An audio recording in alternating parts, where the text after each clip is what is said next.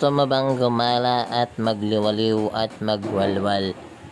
Punta ka na dito sa Tag-Araw Resort kung saan maaari kang maglublob hanggat gusto mo. Napakalamig ng tubig at napakasarap maligo. 30 pesos lang ang entrance fee, mag-enjoy ka na. Kaya naman ano pang hinihintay mo? Located lang ito sa Barangay San Vicente, Santo Tomas, Batangas. At sa kalagitnaan lang ito ng kabundukan at napapaligiran ng maraming chismosa. Mga puno pala.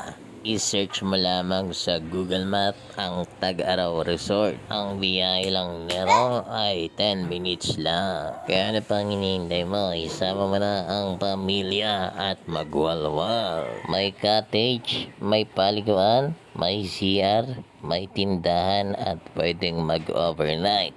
30 pesos ang entrance, 300